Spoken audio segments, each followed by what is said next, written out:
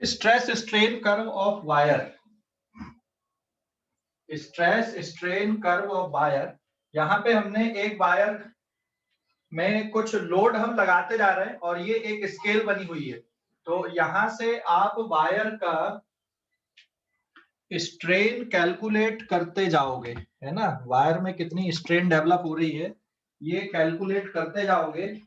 और फिर जब हम इसका ग्राफ प्लॉट करते हैं तो उस ग्राफ के कुछ पोर्शन है, अगर स्ट्रेस निकालना है तो स्ट्रेस इक्वल्स टू क्या जाएगा, फोर्स, फोर्स अपॉन एरिया।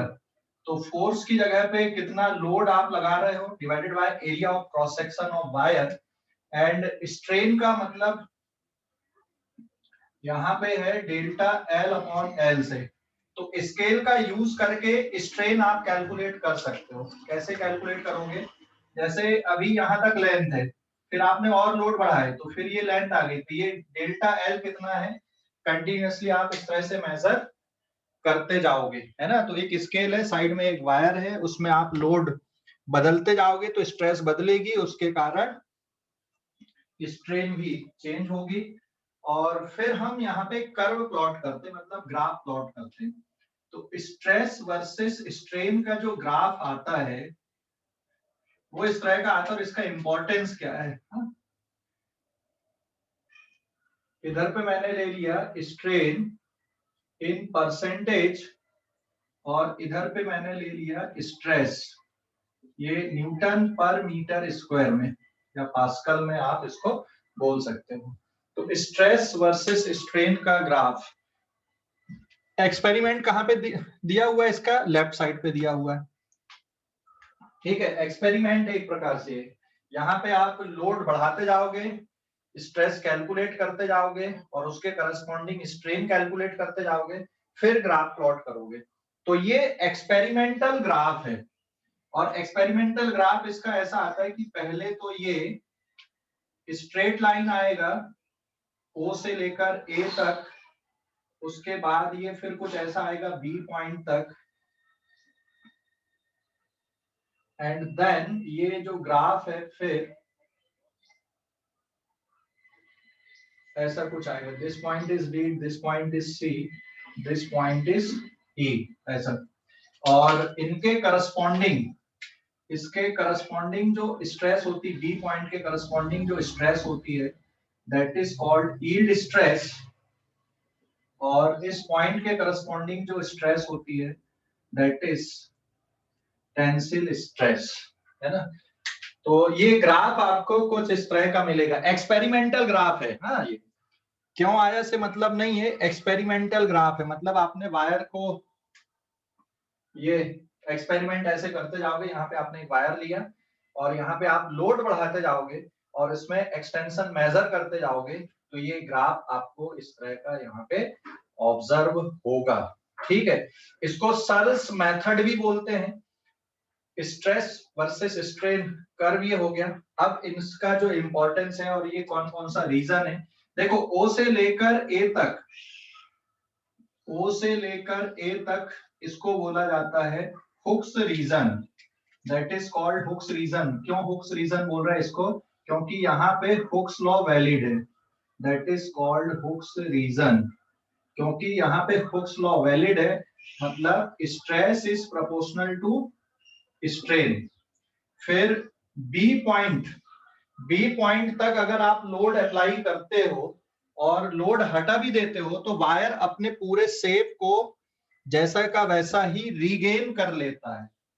तो ओ से लेकर बी पॉइंट तक क्या कहलाता है, ये इलास्टिक रीजन कहलाता है, that is called elastic region. और इसके करस्पॉन्डिंग जो स्ट्रेस है S Y, this is stress at B, that is called yield stress। yield stress बोलोगे और पॉइंट B को yield point बोल दोगे, and point B is called yield point। इसका मतलब यह है कि यहां तक लोड हटाने पे वायर अपने शेप को रीगेन कर लेता है। देखो A से लोड हटाओगे तो पूरा रीगेन कर लेगा, बी से भी रीगेन कर लेता, लेकिन यहाँ पे ये थोड़ा प्रोपोर्शनल नहीं है, है ना। इसलिए थोड़ा बिहेवियर ए से बी तक अलग है, but it is also the elastic region. लेकिन उसके बियॉन्ड जाने पे वायर में डिफॉर्मेशन आने लगता है। मतलब अगर सी पॉइंट से आपने लोड हटाए तो वायर में परमानेंट डिफॉर्मेशन आने लगता है ना। ये लगभग लगभग 2% के आसपास स्ट्रेन डेवलप हो जाती है सी पॉइंट से अगर आप लोड हटाते हो तो। बी से लोड हटाओगे कुछ भी स्ट्रेन डेवलप नहीं होगी, वापस वायर अपने शेप को रीगेन कर लेगा। और डी पॉइंट के बियॉन्ड जाने पे अगर आप स्ट्रेस या लोड कम भी कर देते हो तो भी उसमें स्ट्रेन डेवलप होने लगती है। एंड फाइनली ई पॉइंट पे जाके वायर क्या होता है, टूट जाता है, ब्रेक हो जाता है। मतलब यहाँ पे पहुंचने के बाद ये जो वायर है ये फिर कहीं से टूट जाएगा। तो डी पॉइंट तक इसमें स्ट्रेस बढ़ाने पे स्ट्रेन बढ़ती है, इसके बियॉन्ड नहीं। तो जो पॉइंट डी है, अब इसमें जो बीसी रीजन कहला, बी से लेकर डी तक का जो रीजन कहलाता है, बी से लेकर डी तक का रीजन कहलाता है इसमें plastic region, that is called plastic region. और D point is the breaking point, आप ये बोल सकते हो ब्रेकिंग पॉइंट, क्योंकि इसके बाद में स्ट्रेस कम करने पे भी वायर खिंचने लगता है एंड अल्टीमेटली ई पॉइंट पे जाके टूट जाता है। ठीक है, तो दिस इज कॉल्ड, बी से लेकर डी तक का जो रीजन है ये प्लास्टिक रीजन कहलाता है। और S T that is stress eight D point is called tensile, tensile और ब्रेकिंग स्ट्रेस, टेंसिल और ब्रेकिंग स्ट्रेस। और डी पॉइंट को आप क्या बोलोगे, ब्रेकिंग पॉइंट यहाँ पे आप बोल सकते हैं। तो ये इस ग्राफ के जो रीजन है, क्या क्या हो रहा है, ये हमने यहाँ पे डिस्कस किए। और यहाँ पे अगर आप देखोगे स्ट्रेट लाइन पोर्शन पे थीटा, तो ये इसकी जो स्लोप आएगी that is tan theta is equal to, ये किसकी इक्वल आएगी, स्ट्रेस अपॉन स्ट्रेन के इक्वल आएगी, that is called Young's modulus. तो ये ग्राफ की जो स्लोप है ये कहां से कहां पर के लिए, इस ग्राफ की जो स्लोप है ओ से लेकर ए रीजन में ग्राफ की स्लोप से क्या पता चलता है हमको, यंग्स मॉडुलस पता चलता है। ठीक है, तो ये इस कर्व के इंपॉर्टेंस है, ये सरल एक्सपेरिमेंट है, एक्सपेरिमेंटली ये किया गया। क्यों ऐसा बिहेवियर आया, ओ से लेकर ए तक का बिहेवियर तो हमको पता है क्योंकि हुक्स लॉ यहाँ तक वैलिड है, उसके बाद का ये पूरा की पूरा जो कर्व है ये सब पूरा एक्सपेरिमेंटल कर्व है ना। क्या क्या इंपॉर्टेंस है वो मैंने यहाँ पे लिखा, ओ से ए तक Hooke's region, stress is proportional to strain. फिर ओ से लेकर बी तक इलास्टिक रीजन है, ओ से लेकर बी तक पूरा, ओ से बी तक। बी पॉइंट के बाद में वायर में परमानेंट डिफॉर्मेशन आने लगते हैं, है ना, परमानेंट डिफॉर्मेशन आने लगते बी पॉइंट के बाद में। बी पॉइंट से लोड हटाने पे वायर अपने पूरे शेप को रीगेन कर लेता, लेकिन उसके बियॉन्ड नहीं करता। तो बी से लेकर डी तक का जो रीजन है उसको बोला जाता है प्लास्टिक रीजन। तो इसका इंपॉर्टेंस ये बेटा प्लास्टिक रीजन का, कि प्लास्टिक रीजन जितना बड़ा रहेगा किसी वायर का, वो वायर उतना ज्यादा डक्टाइल होगा। और प्लास्टिक रीजन अगर छोटा रहेगा तो वायर कैसा रहेगा, ब्रिटल रहेगा। तो डक्टाइल एंड ब्रिटल समझते हो कि नहीं, ब्रिटल, हेलो, ब्रिटल, हाँ, ब्रिटल का मतलब क्या होता है, टूट जाना। डक्टाइल का मतलब होता है जिसकी पतली सीड बनाना, पतले वायर बना लेना। जैसे मेटल का कोई टुकड़ा, क्या, हेलो, डक्टाइल समझा दो। हाँ बता रहा हूँ ना, डक्टाइल का मतलब होता है कि आप उसको पीट पीट के क्या बना दो, पतली सीट बना सकते हो, उसको डक्टाइल बोलते हैं। जैसे आटे की जो वो होती है ना, हम रोटी बनाने के लिए यूज करते हैं, है ना, उसको आप वो करते जाओगे एक सीट बन जाती है कि नहीं, वैसे। हेलो, समझ गए। अरे रोटी बनाने के पहले जो क्या बोलते हैं उसको, जो गोला बनाते हैं ना अपन, तैयार करते फिर उसमें बेल देते हैं, है ना। हाँ, तो उसको क्या बोलते हैं अपन, सीट बना देते हैं ऐसा दबा दबा के। तो वैसे ही अगर मेटल का टुकड़ा है तुम्हारे पास में, उसको पीटते जाओ तो क्या बनते जाएगी, उसकी सीट बनते जाएगी। इसको बोलते हैं डक्टाइल। और ब्रिटल का मतलब होता है कि जैसे पत्थर के टुकड़े को पीटो तो क्या होगा, वो बिखर जाएगा, बगड़ जाएगा ना, या कांच को, हेलो, पत्थर के टुकड़े को अगर पीटोगे तो क्या होगा, पूरा बिखर जाएगा, चूरे चूरे हो जाएंगे उसके, तो उसको बोलते हैं ब्रिटल। समझ गए ना। तो डक्टाइल और ब्रिटल का मतलब ये होता है, डक्टाइल मतलब जिसकी पतली सीटें बनाई जा सकती हैं, ब्रिटल का मतलब जिसकी सीटें नहीं बनाते। तो बी से लेकर डी रीजन जितना ज्यादा बड़ा होगा, बी से लेकर डी तक का जितना बड़ा रीजन होगा, वो मटेरियल कैसा रहेगा, उतना डक्टाइल रहेगा। तो BD is large then material is, if BD is large then material is ductile, है ना। सीट के फॉर्म में बना सकते हैं या वायर बना सकते हैं। And if BD is small, then material is brittle, material कैसा होता है, ब्रिटल होता है ना, बगल जाता है। जैसे सूखी मिट्टी को गिरा दो कहीं से, उसमें हथौड़ा पटक दो, क्या होगा, वो बिखर जाएगी, है ना, उसको बोलते हैं ब्रिटल। समझ गए। डक्टाइल मतलब पीट पीट के पतली सीटें बना लेना, लंबे तार खींच लेना, उसको बोलते हैं हम डक्टाइल। एक बार और होता है मेलेबल, डक्टाइल एंड मेलेबल, है ना। तुमने केमिस्ट्री में पढ़ा होगा मेटल की properties, ductile and malleable property, chemistry में पढ़ा होगा आपने 10th क्लास में या उसके पहले। सर केमिस्ट्री में ध्यान नहीं देते। ओके, तो ये समझ गए कि नहीं। तो ये इस कर्व का इंपॉर्टेंस है। तो यहाँ पे इस कर्व का जो स्लोप है इतने रीजन की, इस स्लोप से क्या पता चलता है, यंग्स मॉडुलस पता चलता है। ठीक है। तो अब यहाँ पे जो क्वेश्चन बनते हैं वो किस तरह के बनते हैं वो भी मैं बता देता हूँ। स्क्रीनशॉट लो इस पेज का। हाँ सर वो 2% का मीनिंग बताइए ना और एक बार। किसका बेटा? सर वो 2% जो आपने लिखे सी पॉइंट से, वो 2% का मतलब है कि बी के बाद मान लो सी पे कहीं पे तुमने वायर से लोड हटा दिया पूरा, तो वायर परमानेंटली क्या होगा, डिफॉर्म हो जाएगा, मतलब उसमें खिंचाव आ जाएगा, मतलब अपनी नेचुरल लेंथ तक नहीं आएगा, लगभग 2% तक उसकी लेंथ इंक्रीज हो जाएगी। मतलब बी के बियॉन्ड जाने पे डी पे और ज्यादा आएगी, ई पे और ज्यादा आएगी, बट जैसे बी के बियॉन्ड जाओगे उसमें परमानेंट डिफॉर्मेशन आना चालू हो जाएगा। सर अगर डी पॉइंट पर अपन ने फोर्स बढ़ा दिया तो टूट जाएगा ना वो? हाँ, डी पॉइंट के बाद में तुम अगर फोर्स हटा भी रहे हो तो भी उसमें स्ट्रेन कंटिन्यूअसली डेवलप होते जाएगी और फाइनली ई पॉइंट पे पहुंच के क्या होगा, वो ब्रेक हो जाएगा। समझ गए। डी पॉइंट तक आप स्ट्रेस बढ़ाने पे स्ट्रेन बढ़ रही, लेकिन डी पॉइंट के बियॉन्ड जाने पे स्ट्रेस कम भी कर रहे हो तब भी स्ट्रेन बढ़ रही है। ठीक है, समझ गए। हेलो। स्क्रीनशॉट ले लो इस पेज का, स्क्रीनशॉट लो सर। हाँ सर ये ग्राफ नहीं समझा, एक बार एक्सप्लेन करिए ना।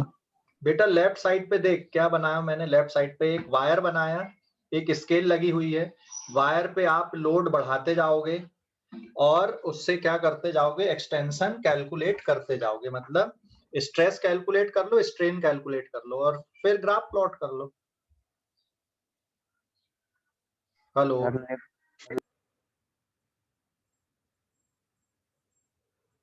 मैं तुमको एक स्क्रीन दिखा दूं।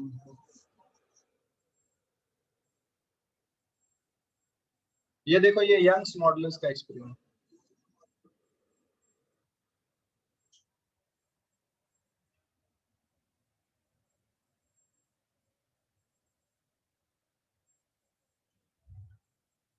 ये इस तरह के रहते हैं, देखो।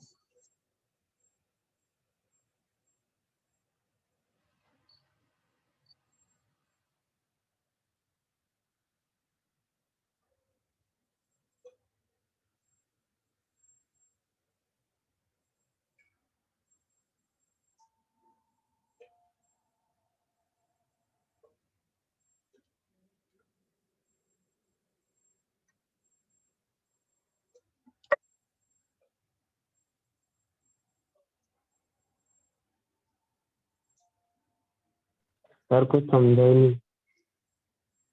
ये देखिए एक्सपेरिमेंट होता है ऐसा, ये इसमें लोड लगाते जाते और फिर जो एक्सटेंशन है ना वो कैलकुलेट करते जाते हैं। मैं सिर्फ एक्सपेरिमेंट दिखा रहा था, अभी हमारे लिए काम का नहीं है। सर इसमें फिर ब्रेकिंग पॉइंट किस पे? वो उसमें एक्सपेरिमेंट में। हाँ वो एक्सपेरिमेंट कर रहे थे, ब्रेकिंग पॉइंट कहाँ पे होता है, डी पे होता है। मैंने पूरा जो एपार्टस है वो नहीं बनाया, मैंने उसका सिंपल फॉर्म बना दिया कि एक वायर लिए अपन ने लेफ्ट साइड पे, और फिर हम उसमें क्या करते जा रहे हैं, लोड बढ़ाते जा रहे हैं, बराबर है।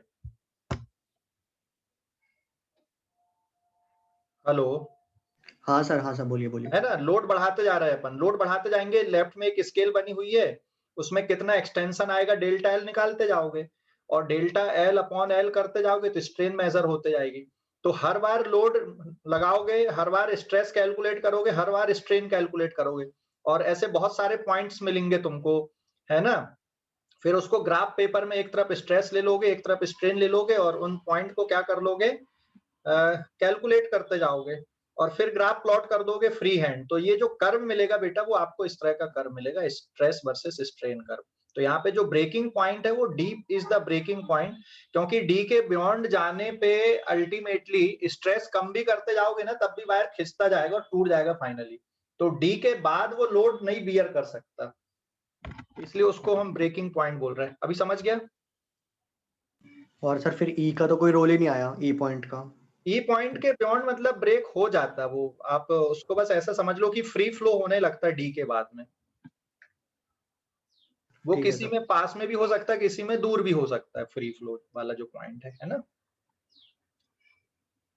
ठीक है, समझ सर गए? हाँ बोलो। सर अगर हम मास चेंज कर दे तो ग्राफ की स्लोप यही रहेगी ना? हाँ, अरे मास एक मास के लिए नहीं है ये एम जी, यहाँ पे आप हर बार बदलोगे ना तब तो ग्राफ प्लॉट होगा, एक ही बार में थोड़ी हो रहा है ये। एम जी मतलब जो लोड हम अलग अलग लगाएंगे ना, अभी मैंने जो बताया था ना, आप लोड कैसे, 1 मिनट ये देखना, मैं यहाँ पे वापस से शेयर कर रहा हूँ स्क्रीन पे।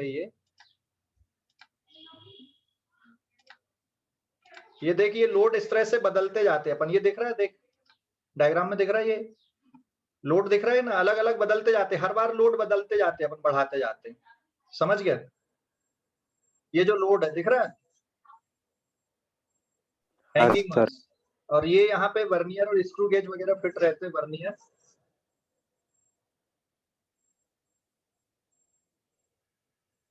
डायरेक्ट स्ट्रेस से एक्सपेरिमेंट है ये सर ये टेबल बना ग्राफ दे अलग अलग पूरा, और तो टेबल से फिर ये ड्रॉ किया गया है।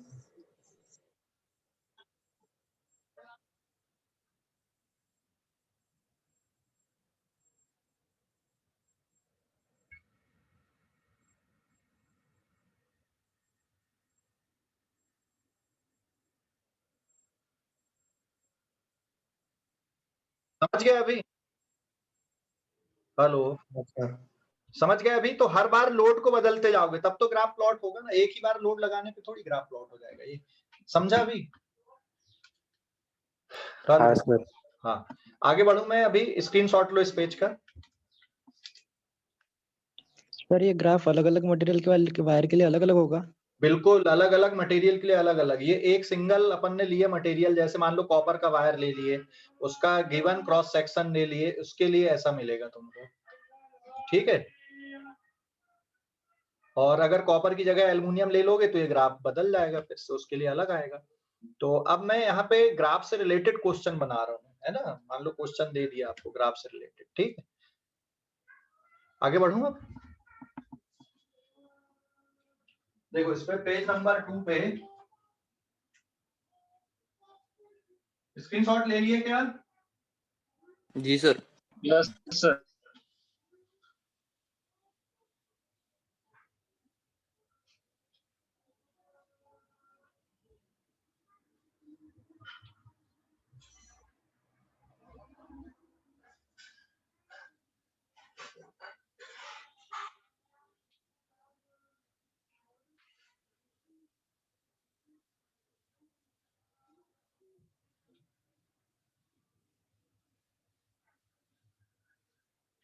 Now this is page number 2, page number 2 देखो अभी। हाँ, इस पे क्वेश्चन ऐसा बन जाता है कि जैसे यहाँ पे स्ट्रेस वर्सेस स्ट्रेन का कर्व दिया हुआ है, स्ट्रेन दी हुई परसेंटेज में और स्ट्रेस दिया हुआ है यहाँ पे पास्कल में, और जो ग्राफ है वो इस तरह से है यहाँ पे।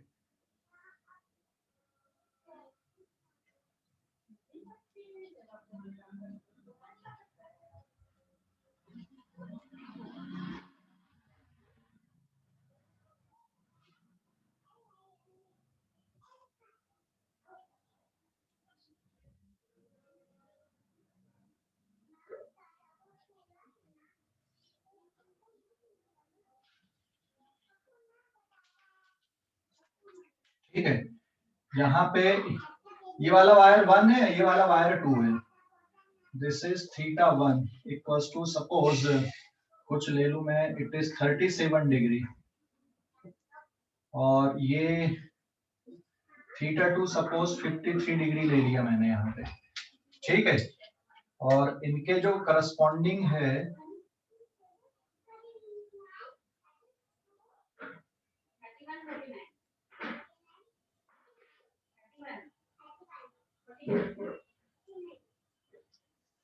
ये S1 ये S2T, मतलब टेंसिल स्ट्रेंथ इनकी दी हुई है। तो अब यहाँ पे रीजन देखो,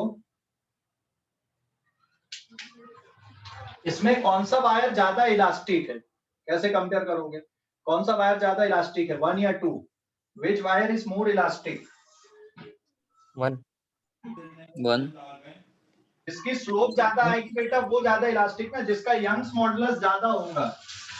तो यहाँ पे जैसे कुछ क्वेश्चन अपन ले लें, which wire is more elastic, which wire is more elastic, कौन सा वायर ज्यादा इलास्टिक है? तो यहाँ पे देखोगे since tan θ2 is greater than tan θ1, मतलब Young's modulus of 2 is greater than Young's modulus of 1, so therefore wire 2 is more elastic, ज्यादा इलास्टिक है ना, than 1। वायर 2 ज्यादा इलास्टिक है वायर 1 से, जिसका यंग्स मॉडुलस ज्यादा वो ज्यादा इलास्टिक। लेकिन कौन सा वायर की टेंसिल स्ट्रेंथ ज्यादा है, वो वायर 1 की है, क्योंकि ये वाली वैल्यू ज्यादा है। या कौन किस वायर की ब्रेकिंग स्ट्रेस ज्यादा है, which wire is more stronger, which wire is more strong, कौन सा वायर ज्यादा स्ट्रॉन्ग है? तो यहाँ पे आंसर क्या आएगा इसका, since S1T is greater than S2T, that is tensile और breaking stress is since that is tensile stress or breaking stress of 1 is large, so therefore wire 1 is more strong, ज्यादा strong कौन सा, wire 1 ज्यादा strong है। Which wire is more ductile, which wire is more ductile, कौन सा wire ज्यादा ductile है यहाँ पे? तो कौन सा वायर ज्यादा डक्टाइल है, ये कैसे निकलेगा, जिसका प्लास्टिक रीजन ज्यादा बड़ा होगा, जिसका प्लास्टिक रीजन ज्यादा बड़ा होगा। यहाँ पे थोड़ा सा कंपेयर करने में दिक्कत है, क्या दिक्कत आ रही है यहाँ पे, क्योंकि D डैश और D डैश लगभग आपको एक जैसे ही दिख रहे हैं। मैं यहाँ पे थोड़ा इसको चेंज कर देता हूँ, ये D डैश पॉइंट है, तो ये वायर नंबर 2 है। तो यहाँ पे आंसर क्या आएगा इसका, since BD is greater than B dash D dash, so therefore plastic region of 1 is greater, है ना, प्लास्टिक रीजन 1 का ज्यादा है, so therefore wire 1 is more ductile, wire 1 कैसा है, ज्यादा डक्टाइल है। ठीक है, या ज्यादा ब्रिटल कौन सा है, वायर 2 ज्यादा ब्रिटल है, क्योंकि इसका प्लास्टिक रीजन छोटा सा है, इसका प्लास्टिक रीजन ज्यादा बड़ा फर्स्ट वाले वायर का। तो ये कंपैरेटिव स्टडी होती है यहाँ पे कैलकुलेशन करने की। और एक और क्वेश्चन में सीधा सीधा अगर ये ले लूं, यहाँ पे स्ट्रेस हमने लिया और इधर पे स्ट्रेन हमने लिया हुआ है।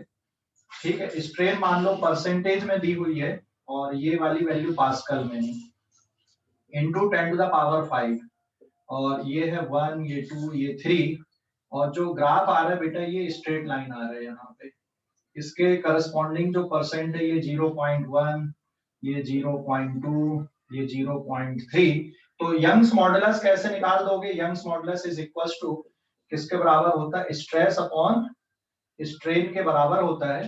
तो यहाँ पे आप डायरेक्ट कैलकुलेशन कर लो, it is 3 into 10 to the power 5, और स्ट्रेन परसेंटेज इसके करस्पॉन्डिंग 0.3 है, तो 0.3% मतलब 3/100, और सॉल्व कर दोगे 3 into 10 to the power 5 divided by 3/1000, तो 1000 का मल्टीप्लाई हो जाएगा ऊपर, 3 से 3 cancel, and the answer is 10 to the power 8 pascal के बराबर क्या है इसका यंग्स मॉडुलस है। तो ये कैलकुलेशन आपके इस तरह से होते हैं ग्राफ से, और ग्राफ की जो कंपैरेटिव स्टडी है वो इस तरह से होती है।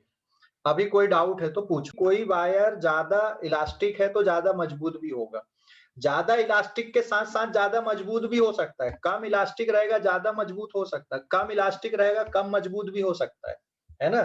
तो ऐसा कुछ हम प्रिडिक्शन में नहीं होता बगैर टेस्टिंग के, समझ गए कि नहीं। तो बिना टेस्टिंग के हम ये नहीं बता सकते कि ये सिर्फ इलास्टिसिटी के बेसिस पे हम ये नहीं बोल सकते कि ये ज्यादा स्ट्रांग है या ज्यादा वीक है, समझ गए ना। क्लियर हो गया। बिना टेस्टिंग के हम ये नहीं बता सकते कि कौन सा डक्टाइल है। इलास्टिसिटी अकेले से हम ये नहीं बोल सकते कि वो ज्यादा डक्टाइल है या ज्यादा मेलेबल है ना, या ब्रिटल है। तो बिना टेस्टिंग के हम इनके बारे में कोई भी डिसीजन नहीं ले सकते, सिर्फ किसके बेसिस पे, इलास्टिसिटी के बेसिस पे। समझ गए कि नहीं। हेलो, सर हाँ बोलो। सर वो जो अपन B D greater than B B dash D dash बोलते हैं, तो अपन बी डी लेंथ ग्राफ की जो वायर जो अपन लेंथ ड्रॉ की उसको बोलते हैं स्ट्रेन, हाँ, जो लेंथ आ रही ग्राफ की, जो स्ट्रेन वहां पे दिख रही है आपको, वो वाला पोर्शन देखना है, ठीक है। हाँ सर। हाँ, तो आगे बढ़ते हैं अपन ना, अगले पेज पे जा रहे हैं। स्क्रीनशॉट ले लो इस पेज का, और ग्राफ से सर, जो नीचे कैलकुलेशन। वाला हाँ, क्या सर जो नीचे वाला डायग्राम है उसमें P इंटू लिखा है क्या? वो क्लियर नहीं आ रहा सर वो वाला। बी इंटू में समझा नहीं, 3 इंटू है ना बेटा। नहीं सर, वो डायग्राम में क्या लिखे आपने? P into 1 into 10 to power 5। हाँ हाँ, पास्कल है वो, पास्कल में इंटू 10 टू द पावर 5 है वो, पास्कल है। 1 मिनट, ये पी हटा देना, ये पास्कल है, 10 टू द पावर 5 की रेंज पे चाहिए, और ये काय में चाहिए तो उनको पास्कल में चाहिए। तो जैसे 1 into 10 to the power 5, 2 into 10 to the power 5, 3 into 10 to the power 5, ऐसा है, ठीक है। Okay, hello, yes sir. हाँ, स्क्रीनशॉट लो, अगले पेज पे जा रहे हैं अपन, page number 3।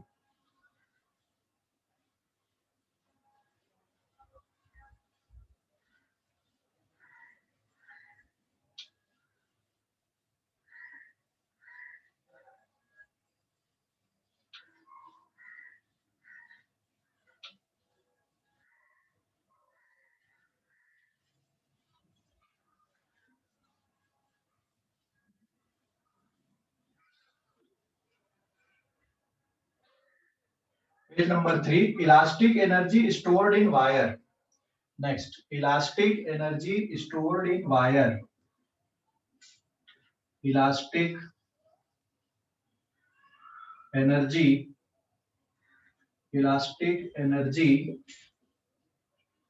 stored in stretched wire. Elastic energy stored in wire किसके फॉर्म पे होगा? इन the form of potential energy. Potential energy के फॉर्म पे स्टोर होती है energy. Elastic energy stored in wire किसके फॉर्म पे होती है? पोटेंशियल एनर्जी के फॉर्म पे होती है, ठीक है। Elastic energy stored in wire, it is in the form of potential energy. तो इसको कंपेयर कैसे करोगे? तो वायर और स्प्रिंग को एक जैसा ट्रीट कर लो आप। ये जैसे वायर है और ये जैसे स्प्रिंग हमने लिया, ठीक है। तो वायर और स्प्रिंग को एक जैसा ट्रीट करना है। तो अगर मैंने यहाँ पे फोर्स लगाया, वायर पे या स्प्रिंग पे, तो इस पे एक्सटेंशन आ रहा है। मान लो स्प्रिंग पे कितना एक्सटेंशन आया? x। इस पे कितना एक्सटेंशन आया? डेल्टा l आप लिखते हो। इसकी नेचुरल लेंथ l0 और इसकी जो लेंथ है ये l है। तो वायर को, स्ट्रेस्ड वायर को आपको कैसे ट्रीट करना है? यहाँ पे बिल्कुल स्प्रिंग के जैसे ट्रीट करना है। तो हमने जो फार्मूला पढ़ा बेटा, Young's modulus is equals to force upon area divided by delta L upon L. थोड़ा सा रीअरेंज करते हैं, रीअरेंज करोगे फोर्स की वैल्यू किसके बराबर आ जाएगी, देखो अभी फोर्स की वैल्यू आ जाएगी y into A upon L into delta L आ जाएगा ये टर्म, बराबर है। और यहाँ पे ये फोर्स को क्या लिखते हो आप, के एक्स लिखते हो। तो अभी जो k की वैल्यू ये वाले टर्म के बराबर है, मतलब आप इसको F इज इक्वल टू क्या लिख सकते हो, के एक्स लिख सकते हो। तो वायर को और स्प्रिंग को एक जैसा ट्रीट करना।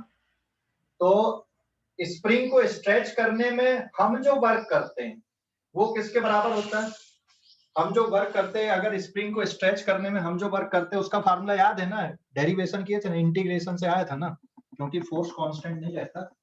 तो हमने कैलकुलेशन किए थे ना, स्प्रिंग को स्ट्रेच करने में वर्क डन का कैलकुलेशन किसके बराबर आया था, बता सकते हो कोई? So now work done to stretch the wire, तो work done will be given by half of K X square या फिर हाफ ऑफ के की जगह by A upon L into delta L का square, and this work is stored in the form of potential energy. तो wire को stretch करने में इतना वर्क करना पड़ेगा जस्ट लाइक स्प्रिंग। ये डेरिवेशन में यहाँ पे बता देता हूँ किस तरह से है इसका डेरिवेशन। इसका जो प्रूफ है, यहाँ पे मान लो डेल्टा एल को मैं कितना ले लूं, एक्स ले लूं, तो जो फोर्स आएगा ये किसके बराबर लिखोगे आप, Y A upon L into X, and D W is equal to F D X. X stretching में कितना फोर्स लग रहा है, फर्दर डी एक्स स्ट्रेच करने में कितना वर्क आएगा, that is F dot D X, और f की value Y A upon L into X into D X. और टोटल वर्क अगर आपको निकालना है तो Y A upon L into X D X, and इसकी जो लिमिट है वो x की वैल्यू 0 से लेके डेल्टा l तक ले सकते हो, and after solving it is Y A upon L into delta L का स्क्वायर, क्योंकि इसका इंटीग्रेशन कितना जाएगा एक्स स्क्वायर बाई 2, और लिमिट पुट कर दोगे तो ये आंसर आपका निकल जाएगा। तो डेरिवेशन का जो पार्ट है वो इस तरह से, बट अगर आपको डेरिवेशन नहीं भी करना है और आपको स्प्रिंग का जो कंडीशंस याद हैं तो आप डायरेक्ट स्प्रिंग से इसको कंपेयर कर सकते हो, बिल्कुल वैसा का वैसा ही यहाँ पे रिजल्ट होता है इसका कैलकुलेशन का, ठीक है। And this work done by applied force is stored in the form of potential energy. तो यहाँ पे अपन एक वर्ड लिखेंगे, this work done by applied force, this work done by applied force is stored in the form of elastic potential energy। Elastic potential energy के form पे store हो जाएगी, क्योंकि हमने पढ़ा delta U is equal to positive of work done by applied force, और ये applied force अगर किसके बराबर है, नेगेटिव ऑफ रीस्टोरिंग फोर्स के बराबर है, तो डायरेक्ट अपन लिख सकते हैं। और फिर ये जो वर्क डन आया, दिस वर्क डन को हम सीधा सीधा यू से डिनोट कर देते हैं। जब वायर अपनी नेचुरल लेंथ पे है तब उसमें जो एनर्जी स्टोर उसको हम जीरो मान लेते हैं कि जीरो इलास्टिक एनर्जी उसमें स्टोर है, और जब आपने उसको डेल्टा एल से स्ट्रेच कर दिया तो ये फार्मूला हमने यहाँ पे लिख दिया कि भाई इतना इसमें टोटल पोटेंशियल एनर्जी है, ठीक है। ये समझ गए या कोई डाउट है इसमें कैलकुलेशन में? समझ गया, डाउट है जल्दी बताओ। हेलो, अरे भाई समझ गए, डाउट है? सर हाँ बोलो। सर आपने जो अभी आखिरी में बोले ना वो एक बार रिपीट करें। ठीक है, मैंने ये बोला बेटा आखिरी में कि जो वर्क डन कर रहे हैं हम अप्लाइड फोर्स के लिए, ये वर्क डन पोटेंशियल एनर्जी के फॉर्म पे स्टोर हो जाता है। इसी को क्या बोलते हैं हम, elastic potential energy of wire बोल देते हैं, जो लिखा भी है मैंने सामने।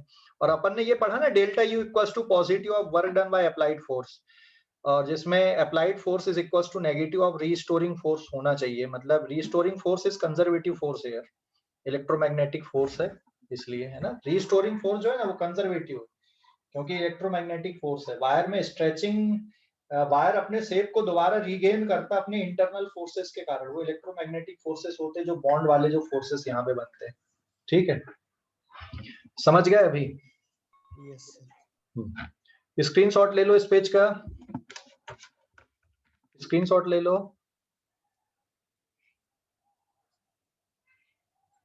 कोई डाउट है?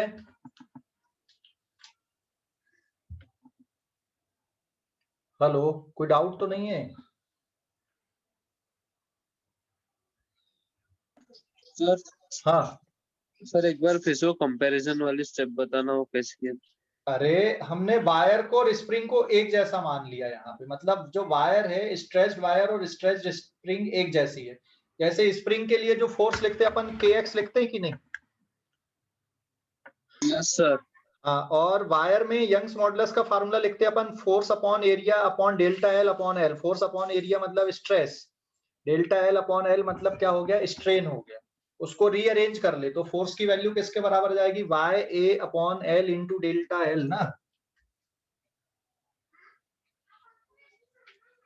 देखिए फोर्स अपॉन एरिया ये किसके बराबर होता है? This is equals to stress, और ये वाला टर्म किसके बराबर है? स्ट्रेन। यही तो है ना यंग्स मॉडुलस।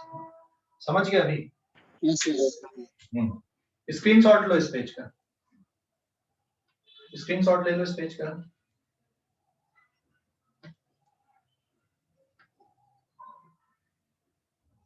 तो ये कंपेयर कर दिए हमने सीधे स्प्रिंग फोर्स के साथ में, और डायरेक्ट कैलकुलेशन में भी लिख दिए। स्प्रिंग फोर्स के लिए burden bye applied force half of kx square होता है।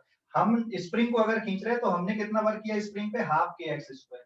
डेरिवेशन अपन ने वर्क पावर एनर्जी में ऑलरेडी किया हुआ है। और वायर को भी बिल्कुल वैसे ही ले लो। तो जो काम यहाँ पे ये वाला जो टर्म है बाय ए अपॉन एल, वही यहाँ पे स्प्रिंग कांस्टेंट है, या फिर आप वायर के लिए कांस्टेंट इसको मान सकते हो, क्योंकि यंग्स मॉडुलस कांस्टेंट हो गया उस वायर के लिए। वायर का जो एरिया ऑफ क्रॉस सेक्शन ये भी कांस्टेंट हो गया, और वायर की लेंथ भी कांस्टेंट हो गई। तो जो वेरिएबल है वो सिर्फ क्या है? डेल्टा एल है। तो इसलिए हम इसको सीधा सीधा ऐसा लिख सकते हैं, या फिर ये डेरिवेशन लिख दिया मैंने यहाँ। ठीक है, समझ गए अभी? हेलो, समझ गए या नहीं? समझ गए या नहीं? जल्दी बोलो भाई। Yes sir. हाँ, स्क्रीनशॉट लो अभी इस पेज का, स्क्रीनशॉट ले लो। आगे बढ़ रहे हैं अपन पेज नंबर 4। तो ये जो पोटेंशियल एनर्जी और इसको किस तरह से लिख सकते हैं अपन, इस पे आ रहे हैं। स्क्रीनशॉट लो इस पेज का, ले लिया स्क्रीनशॉट? पेज नंबर 4 अभी ना। तो ये फार्मूले को और अलग अलग तरह से लिख सकते हैं, और कैसे लिख सकते हैं इस पे आ रहे हैं अपन।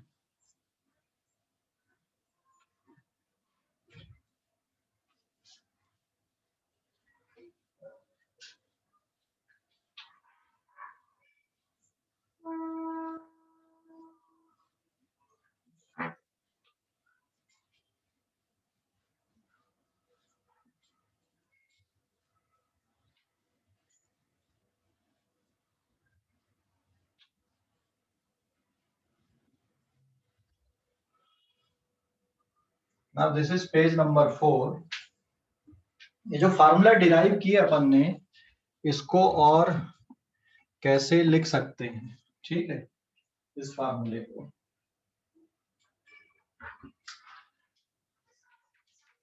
देखो, ये हमने वायर लिया मान लो,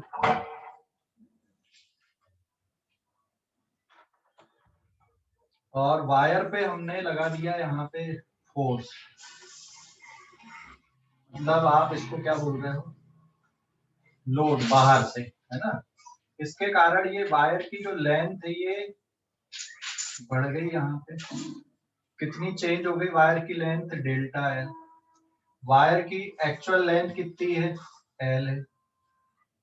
ठीक है, तो वर्क डन का फार्मूला किसके बराबर आया आपके पास में?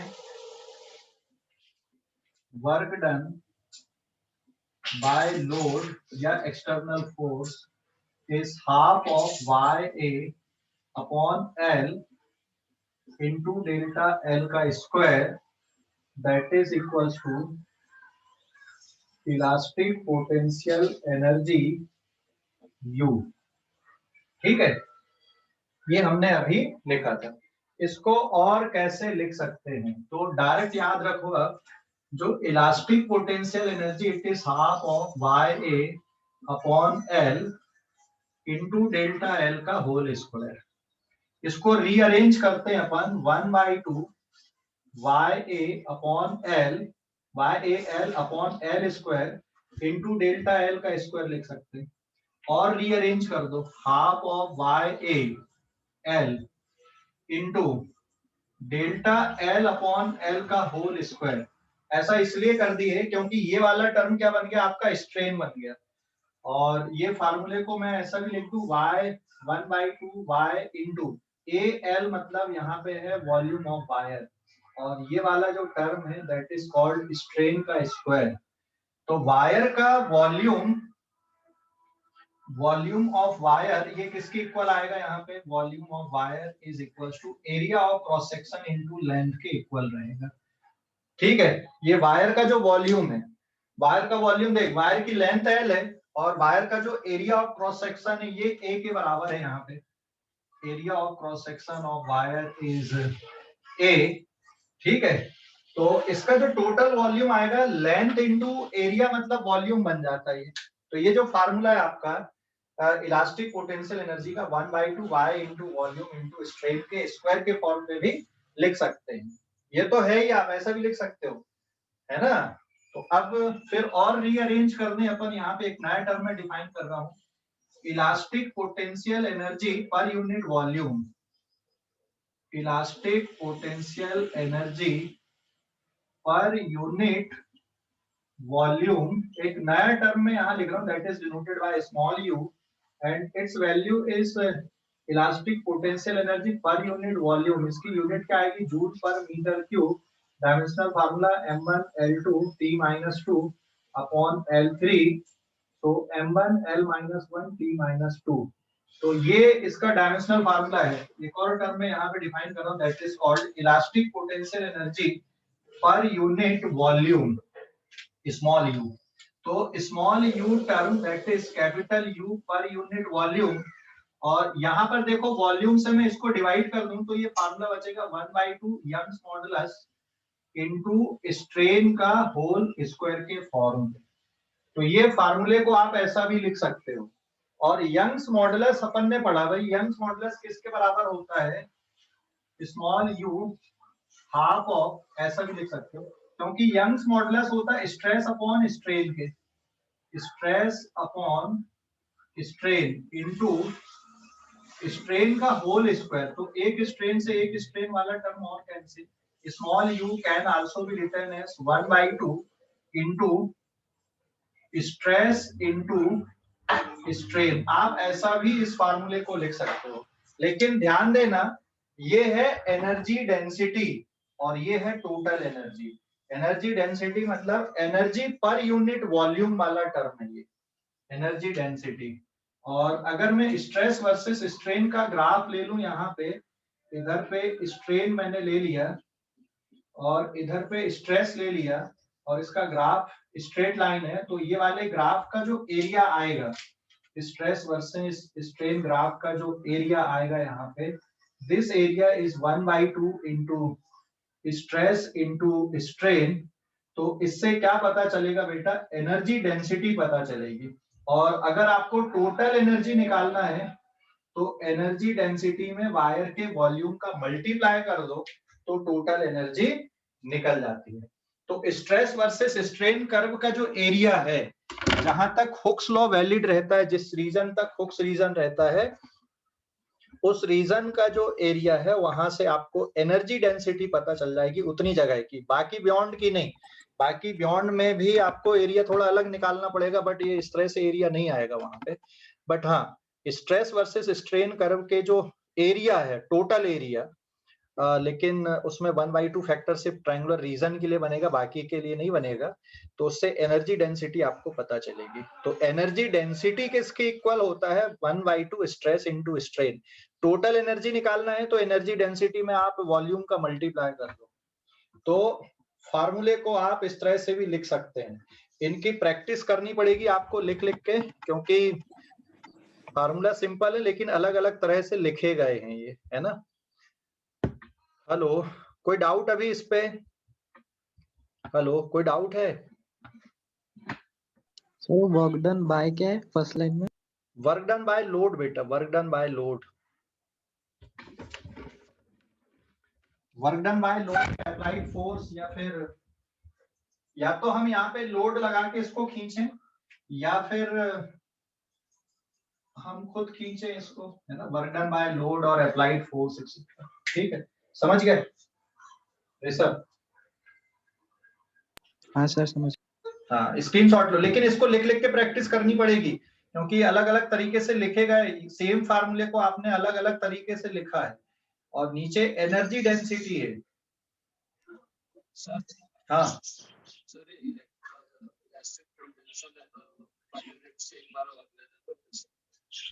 देख, elastic potential energy per unit volume का मतलब है जो एनर्जी है ना उसको वॉल्यूम से डिवाइड कर दो तुम, तो वॉल्यूम से डिवाइड कर दोगे तो जो नया टर्म बनेगा वो potential energy per unit volume बन जाएगा। बस इतना ही तो है, अलग अलग तरीके से लिखा गया बस।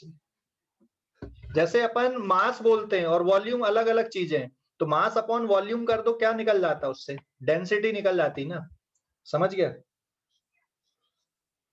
तो वैसे ही एनर्जी को वॉल्यूम टर्म से डिवाइड कर दो तो एक नया टर्म बन जाता है, that is called energy density. ठीक है, हेलो, हाँ ओके, स्क्रीनशॉट लो इस पेज का। तुमने देखा होगा, ऑब्जर्व किया होगा, जब वायर को हम बार बार मोड़ते हैं और सीधा करते हैं तो वायर गर्म होता है कि नहीं होता? किसी वायर को बार बार मोड़ो और सीधा करो, ये तो मेरे पास केबल है, बट केबल के अंदर जो वायर होता है उसको बार बार मोड़ो और सीधा करो, क्या होता है वायर? देखा कभी, ऑब्जर्व किया? वहां पे टच करके देखना, गर्म हो जाता वायर, गर्म हो जाता है ना। सर फिर से बोलो। किसी तार को लेना, उसको मोड़ना, फिर सीधा करना, फिर मोड़ना, तो जहां पे तुम सीधा कर रहे हो, मोड़ रहे हो, वहां पे टच करके देखना, गर्म हो जाता है वो वहां पे। यस सर, होता है। होता है गर्म? तो क्यों होता है वो गर्म, बता सकते हो? तो जब वायर को आप मोड़ रहे हो तो उसमें इलास्टिक एनर्जी आ गई, फिर सीधा किए तुमने तो एनर्जी कहाँ गई जो स्टोर हो गई थी उसमें? तो वो एनर्जी किसके फॉर्म पे अपीयर होती है? हीट के फॉर्म पे अपीयर होती है। समझ गए ना? वो एनर्जी फिर हीट के फॉर्म पे अपीयर होती है, इसलिए ऐसा होता है। ठीक है, स्क्रीनशॉट लो इस पेज का, स्क्रीनशॉट ले लो इस पेज का, ले लिए? हेलो, ले लिए क्या? ले लिए? सर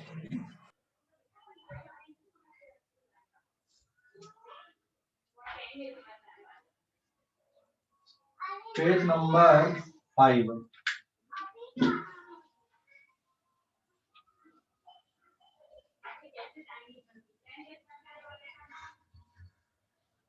सर सर हाँ, सर यहाँ पे अपने यंग्स मॉड्यूलस और हाफ लिखा है, तो ये जो फॉर्मूला है यंग्स मॉड्यूलस का डालेना आपने, स्ट्रेस अपॉन स्ट्रेन। हाँ, यंग्स मॉडुलस की जगह पे स्ट्रेस अपॉन स्ट्रेन डाल दिए तो ऐसा भी लिख सकते हैं। ठीक है, हाँ ओके। पेज नंबर 5 है कि 6 आ गया? अभी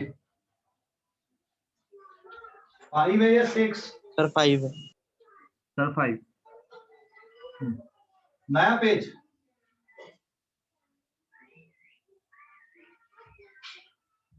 तो अभी देखो, इसमें छोटे छोटे टर्म्स हैं कुछ, उनको अपन समझ लेते हैं। जो छोटे छोटे टर्म्स हैं उनको समझ लेते हैं। एक टर्म होता है बेटा कंप्रेसिबिलिटी। कंप्रेसिबिलिटी के is reciprocal of bulk modulus. Bulk modulus का रेसिप्रोकल, इसको क्या बोलते हैं हम? कंप्रेसिबिलिटी बोलते हैं। बल्क मॉडुलस का reciprocal compressibility. Ideal rigid body को कंप्रेस कर सकते क्या? आइडियल रिजिड बॉडी को, आइडियल रिजिड बॉडी को कंप्रेस नहीं कर सकते, उसकी कंप्रेसिबिलिटी 0 होती है, तो उसका बल्क मॉडुलस कितना आ जाएगा? तो reciprocal of compressibility is bulk modulus for ideal rigid body.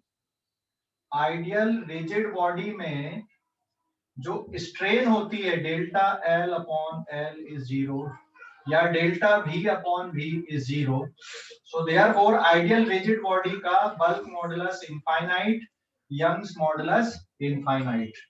और मॉडुलस ऑफ रिजिडिटी भी कितना होगा उसका, इनफाइनाइट होगा आइडियल रिजिड बॉडी के लिए। हाँ, सबसे ज्यादा कंप्रेसिबिलिटी किसकी होती है, गैसेस की, उसके बाद किसकी होती, लिक्विड की, और उसके बाद किसकी होती, सॉलिड की। तो अगर हम कंप्रेसिबिलिटी की बात करें तो गैसेस की कंप्रेसिबिलिटी ज्यादा, फिर लिक्विड की, और सबसे कम कंप्रेसिबिलिटी किसकी होती है, सॉलिड्स की होती है। कंप्रेसिबिलिटी के बाद हम आते हैं एक नए टर्म पे, दैट इज कॉल्ड पॉइजन। हाँ, आइडियल रिजिड बॉडी मतलब? आइडियल रिजिड बॉडी मतलब जिसको डिफॉर्म नहीं कर सकते, रिजिड बॉडी जिसके किसी भी दो पार्टिकल के बीच का डिस्टेंस कभी भी चेंज नहीं होता, कितना भी फोर्स हम उस पे लगा ले, उसको रिजिड बॉडी बोलते हैं। ठीक है। हाँ sir. Poisson ratio, Poisson ratio, Poisson ratio किसको बोलते हैं हम, जब हम किसी वायर को एक्सपांड मतलब खींचते हैं तो उसमें जो डिफॉर्मेशन होती है, वायर में दो डायरेक्शन में स्ट्रेन जनरेट होती है, अपन ने पढ़े थे, एक होती लैटरल स्ट्रेन और एक होती ट्रांसवर्स स्ट्रेन। तो वायर में दो तरह की स्ट्रेन जनरेट होती जब वायर को हम खींचते हैं तो। ठीक है, ये हो गया डेल्टा एल इस साइड पे, और ये नया डायमीटर डी, और ये एक्चुअल डायमीटर डी। तो लॉन्गिट्यूडिनल स्ट्रेन किसके बराबर होती है यहाँ पे, longitudinal strain is delta L upon L, और एक होती है ट्रांसवर्स, ट्रांसवर्स स्ट्रेन, इसी को लैटरल स्ट्रेन भी बोलते हैं, लैटरल स्ट्रेन भी इसको कहते हैं, ट्रांसवर्स स्ट्रेन और lateral strain delta D upon D. ठीक है, या फिर डेल्टा आर अपॉन आर भी लिख सकते हो, डेल्टा आर अपॉन आर। ठीक है ना। तो जो पॉइजन रेशियो होता है, it is denoted by sigma, Poisson ratio is minus of delta D divided by D या divided by delta L upon L, मतलब lateral strain divided by longitudinal strain का जो रेशियो होता है उसको क्या बोलते हैं हम, पॉइजन रेशियो बोलते हैं। इसकी जो थ्योरेटिकल वैल्यू होती है, पॉइजन रेशियो की जो थ्योरेटिकल वैल्यू होती है sigma, sigma is less than 0.5 greater than -1, ये होती है इसकी थ्योरेटिकल वैल्यू, और 0 is less than sigma is less than 0.5, ये होती है इसकी एक्सपेरिमेंटल वैल्यू। एक्सपेरिमेंटल वैल्यू 0 से 0.5 के बीच में, थ्योरेटिकल वैल्यू -1 से 0.5 के बीच में। तो ये कुछ टर्म्स हैं। ये पॉइजन रेशियो किसका रेशियो होता है, lateral strain divided by longitudinal strain या transverse strain divided by longitudinal strain. And then ये फार्मूला डायरेक्ट याद रखना, बेंडिंग ऑफ बीम में, bending of beam, bending of beam में ये डायरेक्ट फार्मूला याद रखोगे। जैसे ये कोई बीम है मान लो यहाँ पे,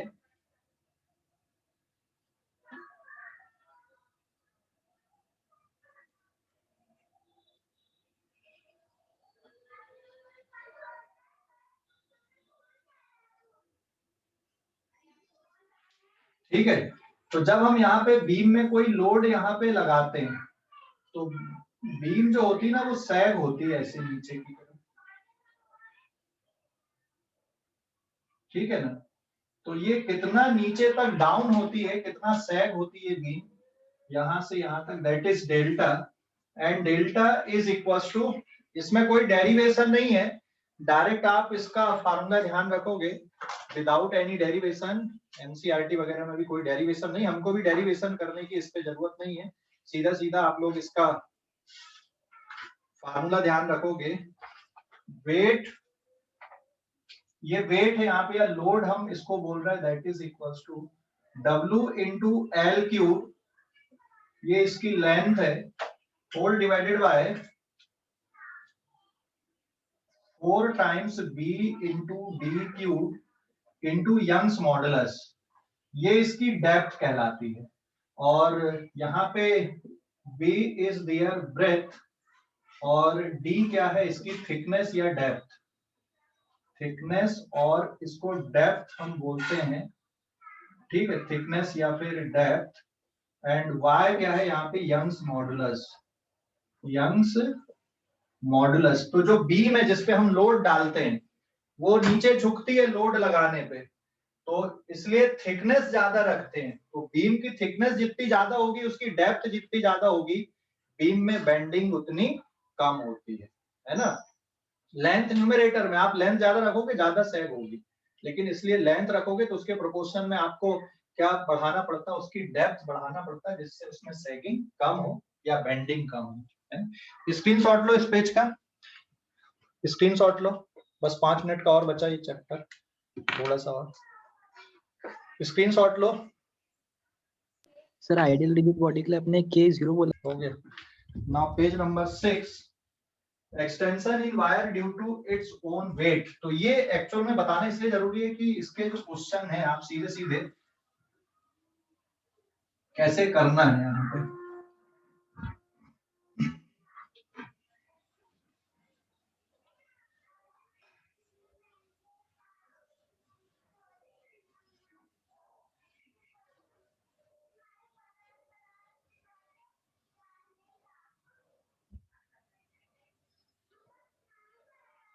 नाउ पेज नंबर 6,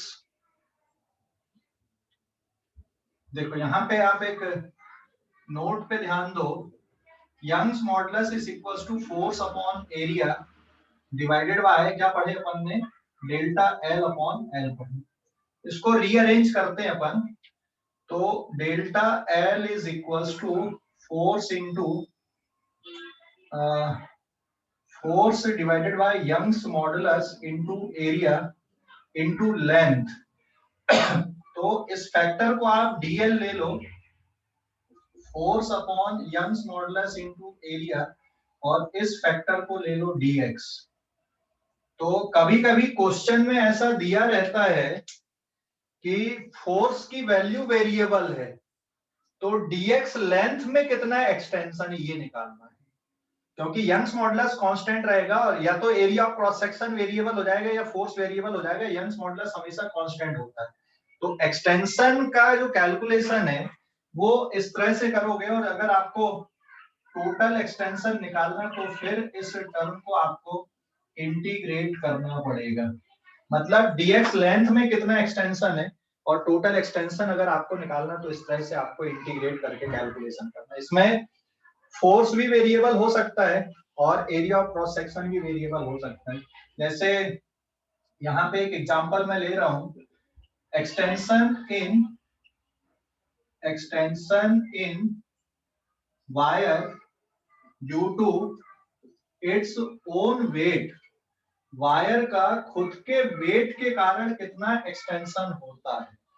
तो वायर अपन ले लेंगे, यहाँ पे वायर का खुद का वेट, अभी तक वायर का वेट अपन नेग्लिजिबल ले रहे थे। मान लो ये मैंने वायर लिया, इसका अपना खुद का वेट है, तो वायर का यहां से x डिस्टेंस पे जो वेट आएगा, इसके कारण ये dx लेंथ में कितना एक्सटेंशन आएगा ये मेजर करना है। तो dx लेंथ में जो एक्सटेंशन है, dx में एक्सटेंशन कितना है, dl है। तो यहाँ पे बेटा कितना फोर्स लग रहा है ये कैलकुलेट अगर करोगे आप, तो ये वाला जो वेट आएगा दैट इज m-g, और m-g total weight mg divided by length, और x लेंथ पे वेट, तो इतनी जगह का जो वेट है वो mg upon l into x के बराबर है। और इतने वेट के कारण dx लेंथ में कितना एक्सटेंशन आ रहा है, dl एक्सटेंशन आ रहा है। तो पूरे वायर में कितना एक्सटेंशन होगा, इससे आपको अब इंटीग्रेट करना पड़ेगा। तो अब इसको अगर मैं यहाँ पे इंटीग्रेट कर दूं तो हमारे पास फार्मूला है dl is equal to integration of force upon y into a into dx, और इसमें जो टोटल एक्सटेंशन है वो डेल्टा एल, तो ये बचेगा डेल्टा एल इंटीग्रेशन 0 से लेके एल तक आपको इंटीग्रेट करना पड़ेगा। It is mg upon L into x और dx डिवाइडेड बाय ya। तो सॉल्व करने पे mg upon L into ya और integration 0 to L x dx। तो सॉल्व करने पे ये हो जाएगा एल स्क्वायर बाई 2, एक एल एल कट जाएगा, mgl upon 2 times ya. This is the total extension in wire due to its own weight, खुद के वेट के कारण वायर में जो एक्सटेंशन है वो इसके बराबर है। याद रखोगे कैसे कैलकुलेशन की है अपन ने। या फिर area of cross section variable है तो टोटल एक्सटेंशन आपको डीएक्स लेंथ में निकाल के कैलकुलेट करना है। हमेशा ऐसे क्वेश्चन आते हैं, जेई एडवांस वगैरह में ऐसे क्वेश्चन बनते हैं, ठीक है। और ये क्वेश्चन तो मेंस में भी सीधा सीधा बन जाता है, लेकिन अगर आपको डायरेक्ट रिजल्ट याद है तो बहुत अच्छी बात है। मैंने मेथड आपको सिखा दिया, इस तरह से आपको करना है। Yes sir. अभी देखो जिसके पास मॉड्यूल नंबर 2 है ना,